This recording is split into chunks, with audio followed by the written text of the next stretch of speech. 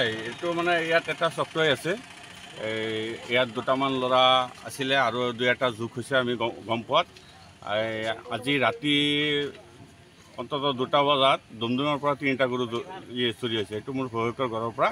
পিছত মই ফজৰৰ নামাজ পঢ়ি ৰাতিপুৱা যেতিয়া উঠিছোঁ এই গাড়ীটো আহিছে, তেতিয়া মোৰ অলপ সন্দেহ হৈছে। মই 2-3টা ল'ৰাক মই আনটো ল'ৰাক সুধিলোঁ, উঠিব দিলোঁ যে এইটোক ধৰিব লাগে। অলপ পিছতে বাইক এটা আহিল, R15 বুলি বাইক এটা আহিল। এইটো বাইকত 2টা মানুহ আছে। মই জনাত এই 2টা মানুহ সেই চোৰ দুটাৰ লগত জড়িত আছিলে। সিহঁতৰ কেচকাল কিবা লাগিছে, পইচাৰ বাক বতৰা লৈ পেলাই লগে লগে পুলিচ ইনফৰ্ম কৰিছে। গড়জান থানাৰ পৰা আহি পেলাই হাতীপুখুৰী চাৰিআলি যিটো সেইটোৰ পৰা এইটো গাড়ী পাইছে, পাই পেলাই দৌৰাই আনি পেলাই এইটো হাতীপুখুৰী মৰলপাৰা বুলি কয়, ইয়াত নি পেলাই গাড়ীটো থৈ চোৰটো ধৰিব পৰা নাই, চোৰটো পলাই গৈছে। এতিয়া মোৰ সন্দেহ হৈছে এই 2টা চোৰ এইটোৰ লগত চাগে জড়িত আছে, নহ'লে সিহঁতে এনেকৈ ইনফৰ্মেশ্যন দিয়াৰ কোনো যুক্তি নাছিলে। যি দুজন মানুহ ইনফৰ্মেশ্যন দিছে তেখেতসকলৰ নাম এটাৰ নাম মই জানো মিজানুৰ ৰহমান, আৰু এটাৰ নাম নাজানো, সেইটো বেলতলি বুলি কৈছে। মিজানুৰ ৰহমানৰ ঘৰ ক'ত?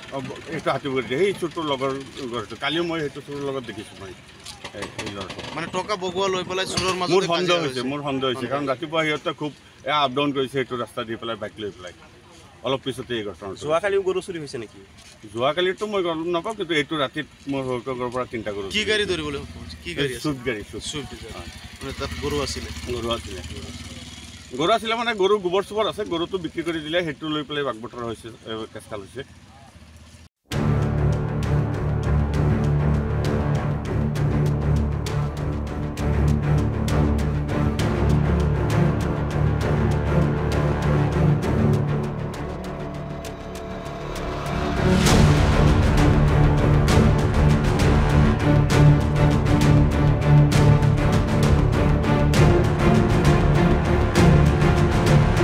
হয় এইটো মানে ইয়াত এটা চফটৱেৰ আছে ইয়াত দুটামান ল'ৰা আছিলে আৰু দুই এটা যোগ হৈছে আমি গম পোৱাত আজি ৰাতি অন্ততঃ 2টা বজাত ডুমডুমৰ পৰা 3টা গৰু চুৰি হৈছে। এইটো মোৰ ভয়কৰ ঘৰৰ পৰা।